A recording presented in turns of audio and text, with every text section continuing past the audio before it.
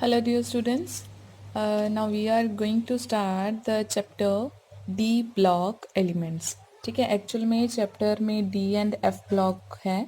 ठीक है, दोनों काइंड के एलिमेंट्स हैं, लेकिन इस वीडियो में मैं आपको D ब्लॉक एलिमेंट्स का करवा रही हूँ और नेक्स्ट वीडियो में F ब्लॉक एलिमेंट्स का. ठीक है, so let's start. Okay, now the first question is what R D block elements. तो बेटा अगर हम बात करें पीरियोडिक टेबल की, है ना, तो as per are periodic table कुछ ऐसा है दिखने में आपका पीरियोडिक टेबल, राइट.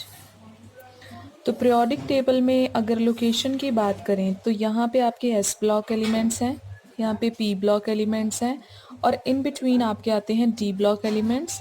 और ये यहाँ पे जो टू रोज हमने रखी हुई हैं, ठीक है, these R F block elements. Clear? Okay. Now D block element को अगर हम ऑब्जर्व करें, ये एस और पी ब्लॉक के इन बिटवीन कहीं आ रहे हैं, राइट. सो इसीलिए इनकी जो प्रॉपर्टीज़ होती हैं, these are intermediate of S and P block elements, right. अब आपको पता है एस ब्लॉक एलिमेंट्स वो लेफ्ट साइड पे होते हैं, so they are mostly metallic in nature, है ना, मेटल्स होती हैं. ये मोस्टली नॉन मेटल्स होती हैं और ये भी, इनका भी क्या होता है, मेटेलिक कैरेक्टर होता है, लेकिन एस से थोड़ा सा कम होता है. ठीक है, तो और पी से ऑब्वियसली ज़्यादा होता है, राइट. सिमिलरली आप बात कर सकते हो साइजेस का. अगर हम देखें, इनके साइजेस बहुत लार्ज हैं, इनके स्मॉल हैं, तो डी ब्लॉक एलिमेंट्स के इंटरमीडिएट होंगे. ठीक है, ये बहुत ज़्यादा इलेक्ट्रो पॉजिटिव हैं, ये इलेक्ट्रोनेगेटिव हैं, तो इसकी प्रॉपर्टीज़ इंटरमीडिएट. सो हर एक चीज़ में आप देख रहे हो कि जो डी ब्लॉक एलिमेंट्स है उसकी प्रॉपर्टीज़ एस और पी ब्लॉक के बीच में जो है वो लाई कर रही हैं. ठीक है, सो इसीलिए हम इनको क्या बोलते हैं, transition elements. That's why these are known as transition elements. अब ट्रांजिशन एलिमेंट्स का क्या मतलब होता है, the elements which shows transition. ठीक है, तो अब हम अगर बात करें, so what are these are known as transition metals or transition elements. Now why these are known as, because as the d block elements are representing a transition as we move from s to p block elements, एक change show कर रहे हैं, एक transition show कर रहे हैं, that's why these are transition elements. ठीक है, तो अब अगर हम बात करें कि डी ब्लॉक में हमारे पास कितने एलिमेंट्स आते हैं, ठीक है, तो मैं यहाँ पे आपको ड्रॉ करके बता रही हूँ थोड़ा सा. आपको पता है, ये मैं सिर्फ डी ब्लॉक का बता रही हूँ आपको. डी ब्लॉक में आपको पता है scandium, titanium, vanadium, chromium, manganese, है ना, आयरन, निकल, कोबाल्ट और लास्ट में जिंक आ जाता है. ठीक है, सिमिलरली यटरबियम से लेके कैडमियम तक आ जाता है. ठीक है, उसके बाद में लेंथिनम. हाँ, यहाँ पे डिफरेंस है, लेंथिनम के बाद में कुछ गैप है एलिमेंट्स का, 14 एलिमेंट्स का गैप है, एंड देन हमारे पास हैफनिमम आ रहा है. ठीक है, और ये भी चलता हुआ आपका मरकरी तक जाएगा, और बाकी वाले तो आपके रेडियो एक्टिव एलिमेंट्स हैं. तो टोटल डी ब्लॉक एलिमेंट्स में हमारे पास 4 जो हैं पीरियड्स आ रहे हैं, 4 सीरीज़ आ रही हैं. तो हम इन 4 सीरीज़ को क्या बोलते हैं, हम फर्स्ट सीरीज़ को कहेंगे this is first transition series, second transition series, third transition series and fourth transition series. तो आपने इनके साथ तो डील नहीं करना, सिर्फ फर्स्ट, सेकंड और थर्ड की प्रॉपर्टीज़ तक जो है, ठीक है, आपने पढ़ना है, बाकी कुछ नहीं, राइट. तो हमारे पास 3 ट्रांजिशन सीरीज़ हमने डिस्कस करनी है. वैसे टोटल क्या है, 4 ट्रांजिशन सीरीज़ हैं. और अगर आपसे पूछा जाए what is the electronic configuration, ठीक है, तो हमारे पास जो जनरल इलेक्ट्रॉनिक कॉन्फ़िगरेशन है, ठीक है, जनरल इलेक्ट्रॉनिक कॉन्फ़िगरेशन क्या है हमारे पास डी ब्लॉक एलिमेंट्स की, NS2, S में हमेशा 2 इलेक्ट्रॉन होंगे, और N-1D, उसमें 1 to 10 आपको इलेक्ट्रॉन देखने को मिल सकते हैं. ठीक है, NS2 एंड N-1D 1 to 10. अब जैसे एग्जाम्पल के लिए हम बात कर लें, एग्जाम्पल के लिए बेटा अगर हम आयरन की बात करते हैं, तो आयरन की कॉन्फ़िगरेशन क्या है, 4s2 है, और 3D क्या है, 6.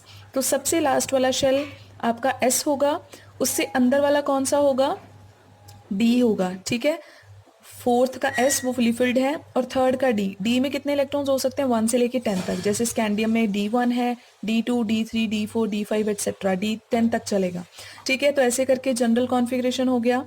तो ये याद रखना है आपने और अगर आपको डिफाइन करने के लिए बोला जाता है that define what R D block elements, ठीक है, तो डी ब्लॉक एलिमेंट्स को आप डिफाइन कैसे करोगे? तो सिंपल सी बात है, all those elements in which the last electron goes into the penultimate D subshell, penultimate D subshell, ठीक है। अब देखो बेटा, अगर हम मैं आयरन की पूरी कॉन्फ़िगरेशन लिखती हूँ तो आयरन में सबसे लास्ट वाला शेल कौन सा है? 4, डेफिनेटली। तो जो सबसे लास्ट वाला होता है बच्चे उसको हम बोलते हैं वैलेंस शेल, ठीक है।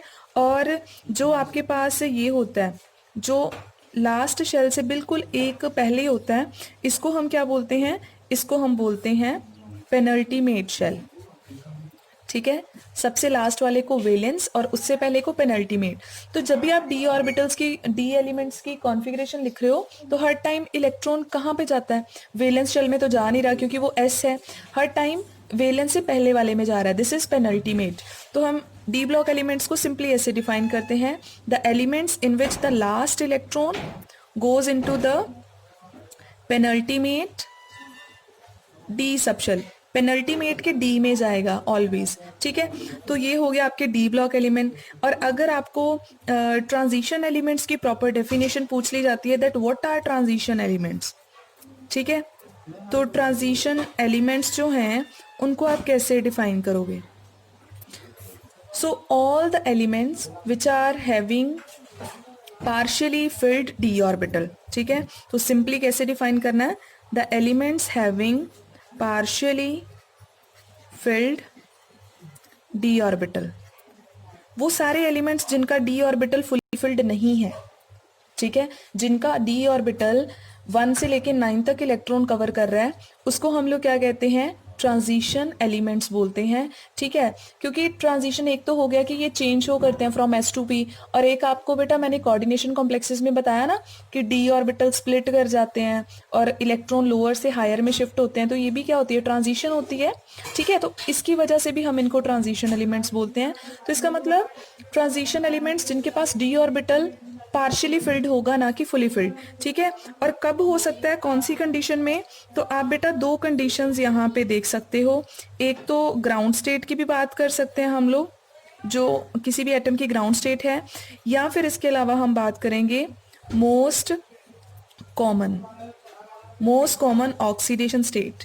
कोई भी एलिमेंट जिसकी या तो ओरिजिनल स्टेट है, ग्राउंड स्टेट है, या फिर उसकी मोस्ट कॉमन ऑक्सीडेशन स्टेट है, अगर दोनों में से किसी में भी उसका पार्शियली फिल्ड डी ऑर्बिटल है तो डेफिनेटली आपको मतलब उसको ट्रांजिशन एलिमेंट बोल सकते हो। अब दोनों डेफिनेशन वाइज जो हैं अलग अलग हैं, डी ब्लॉक एलिमेंट्स का कॉन्सेप्ट अलग है, ट्रांजिशन का थोड़ा सा अलग है। तो क्या हम सारी की सारी डी ब्लॉक एलिमेंट्स को ट्रांजिशन एलिमेंट्स बोल सकते हैं?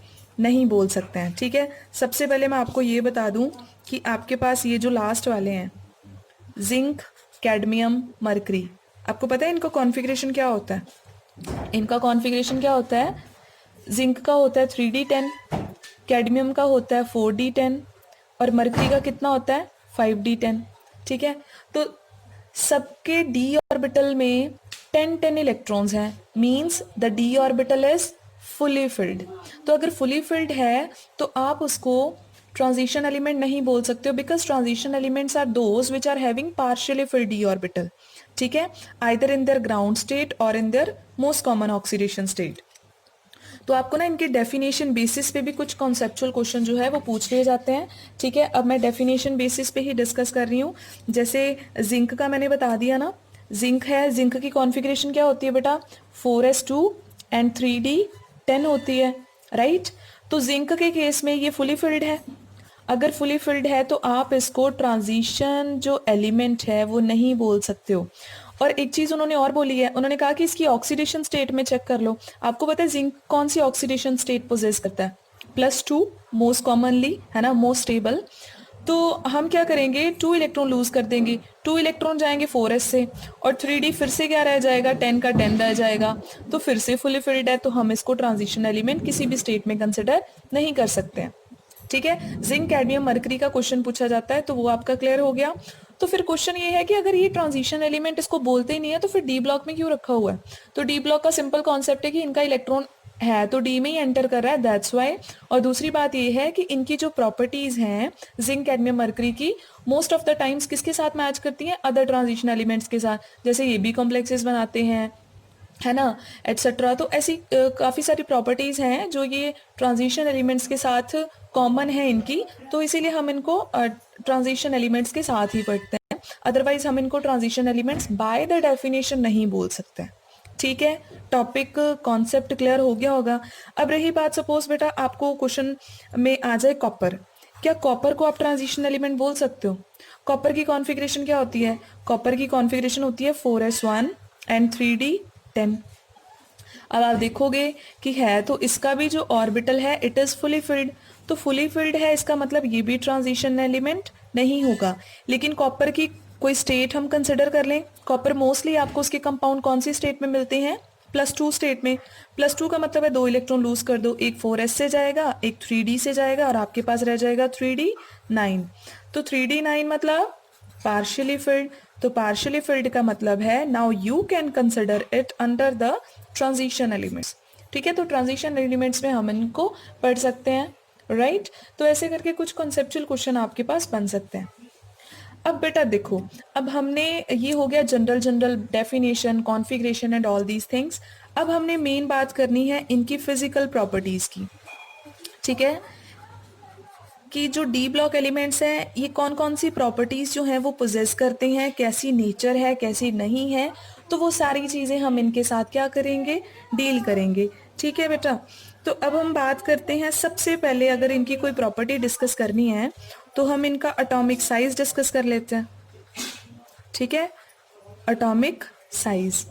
अब आप बताओ एटॉमिक साइज डी ब्लॉक के केस में क्या करेगा, इंक्रीज करेगा या डिक्रीज करेगा? तो पहले तो बेटा हम क्या चेक कर लेते हैं, अलोंग द पीरियड चेक कर लेते हैं। अब मान लो हम फर्स्ट सीरीज की बात कर रहे हैं, फर्स्ट सीरीज में आपको पता है स्कैंडियम है, टाइटेनियम है, वेनेडियम है, क्रोमियम है ना, जिंक तक जा रहा है। तो जब हम अलोंग द पीरियड मूव करते हैं तो आपका जनरल कॉन्सेप्ट क्या कहता है, आपने जो अभी तक कॉन्सेप्ट पढ़ा हुआ है, that along the period size decreases and down the group size increases. ठीक है, ये क्लियर है।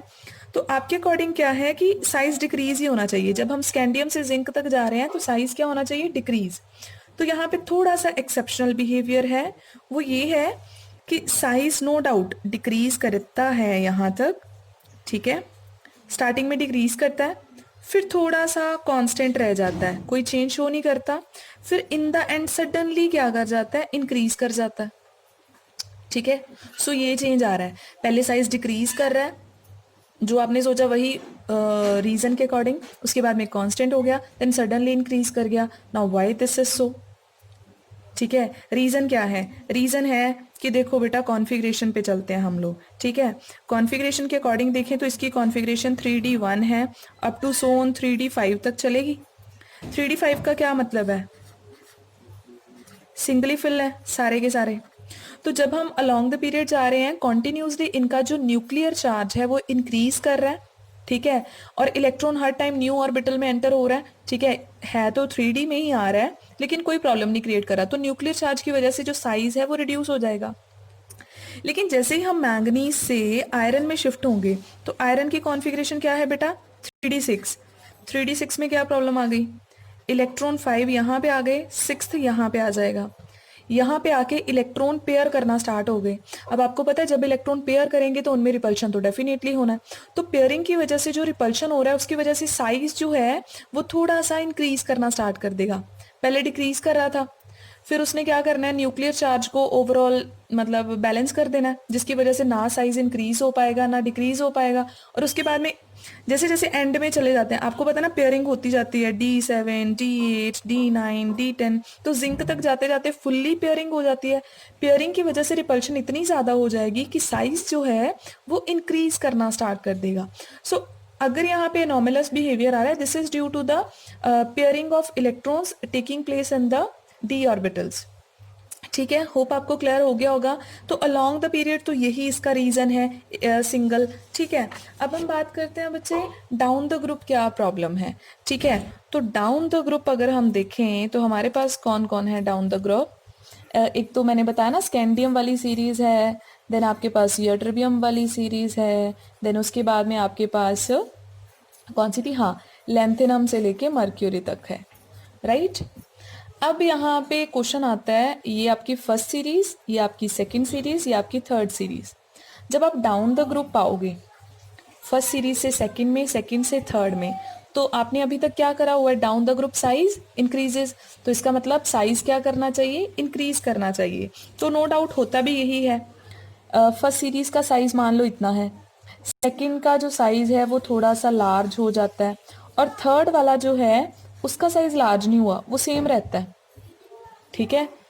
फर्स्ट से सेकंड में आते टाइम साइज इंक्रीज कर गया, जो एज यूजुअल एक्सपेक्टेड ऑर्डर था वही आया, लेकिन सेकंड से थर्ड पे आते टाइम साइज क्या रह रहा है, सेम। अब ये क्या बात हुई, साइज सेम क्यों रह रहा है? हमें पता है जब हम डाउन द ग्रुप आते हैं तो इलेक्ट्रॉन्स कॉन्टिन्यूसली फिल हो रहे होते हैं, इलेक्ट्रॉन फिल होने की वजह से शील्डिंग इफेक्ट होता है, और शील्डिंग इफेक्ट की वजह से साइज इंक्रीज कर जाता है, तो यहाँ पे क्यों नहीं हो रहा? ठीक है, तो यहाँ पे रीजन क्या है बेटा, यहाँ पे सिंपल सी बात है, मैंने आपको बताया था ना कि लेंथेनम के बाद यहाँ पे एफ ब्लॉक के एलिमेंट्स आते हैं, और फिर हमारा नेक्स्ट एलिमेंट आता है ना। एफ ब्लॉक के एलिमेंट्स 14 आ गए, उसकी वजह से क्या हुआ, लेंथेनम का इलेक्ट्रॉन गया आपका 5d में। जैसे ही 5d में गया उसके बाद में जो है आपका 4f फिल होना स्टार्ट हो गया, सारा 4f फिल हो गया, 1 से लेके 14 तक फुल्ली फिल हो गया। उसके बाद में नेक्स्ट इलेक्ट्रॉन हैफनियम का कहाँ पे गया, 5d में। अब देखो d ऑर्बिटल फिल होने से पहले ऑलरेडी कौन फिल हो गया, f। और अगर हम बात करें शील्डिंग इफेक्ट की, तो आपको पता है ना जो f है उसकी शेप की वजह से उसका जो शील्डिंग इफेक्ट है, शील्डिंग इफेक्ट ऑफ f, ठीक है, वो क्या होता है, बहुत ही कम होता है, बहुत कम होता है।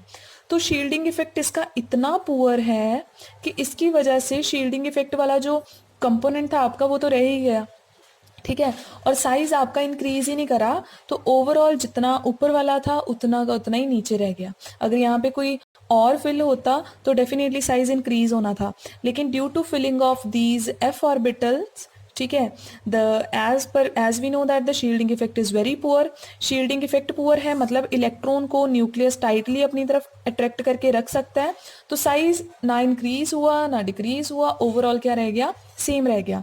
सो ये आपको क्वेश्चन पूछा जाता है, ठीक है। आपको क्वेश्चन कैसे करा जाता है, why the size of second transition series is almost same as that of third transition series, या फिर पूछते हैं why the size firstly increases and then remains same as we move from first to second to third transition series, ठीक है। तो ऐसे करके question कर सकते हैं आपको, राइट। होप आपको दोनों एनॉमलीज क्लियर हो गई होंगी। अब हम बात करते हैं बच्चे अपनी नेक्स्ट प्रॉपर्टी की, and the next property is ionisation enthalpy. इसका कोई पर्टिकुलर ट्रेंड नहीं है, कुछ भी याद रखने की ज़रूरत नहीं है, क्योंकि बहुत सारी वेरिएशंस आती रहती हैं, कम ज़्यादा होता रहता है, क्योंकि साइज़ आपको पता ही है वेरी कर रहा है, ठीक है। तो हम बात करेंगे यहाँ पे सिंपल एक सिंगल इंपॉर्टेंट क्वेश्चन बनता है, ठीक है, वो ये है कि जब हम डाउन द ग्रुप आते हैं, यही वाला, ठीक है, जब हम डाउन द ग्रुप आते हैं तो फर्स्ट सीरीज, ठीक है, then second series, then third series, okay. तो डाउन द ग्रुप आते टाइम पहले जो आपकी आयोनाइजेशन एंथैल्पी है, ठीक है, वो मेरी बात सुनो, यहाँ पे फर्स्ट टू सेकंड सीरीज में आते टाइम, ठीक है, साइज क्या कर रहा है, इंक्रीज कर रहा है। अगर साइज इंक्रीज करेगा तो आयोनाइजेशन एंथैल्पी बताना ज़रा, डिक्रीज करेगी या इंक्रीज? डेफिनेटली साइज ज़्यादा होगा, आयोनाइजेशन एंथैल्पी कम हो जाएगी सेकंड से थर्ड तक आते टाइम। लेकिन जब आप फर्स्ट से सेकंड तक आते टाइम, लेकिन जब आप सेकंड से थर्ड में आते हो फिर क्या होगा, साइज सेम रह रहा है, आप सोचोगे कि आयोनाइजेशन एंथैल्पी जो है वो भी क्या रहेगी, सेम, लेकिन ऐसा नहीं होता।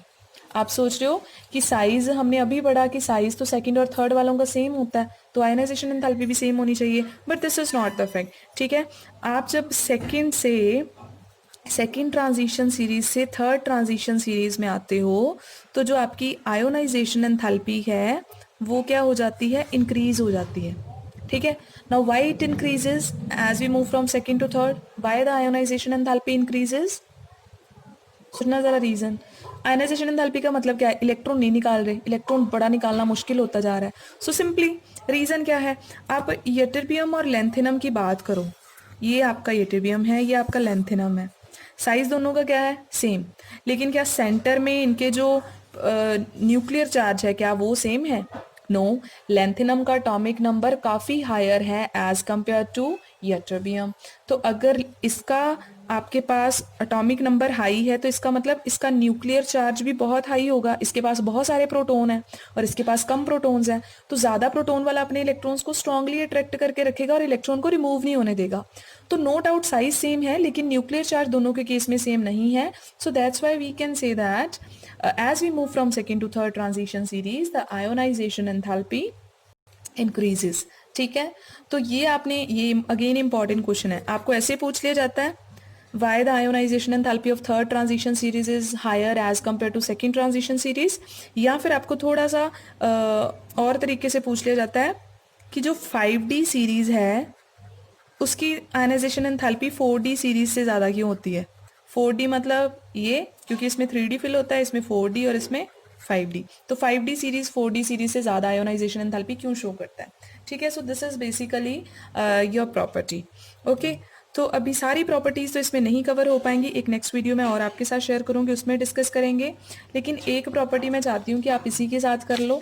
ठीक है, तो वो प्रॉपर्टी है बच्चे आपकी डेंसिटी की। ठीक है, what is the effect of density?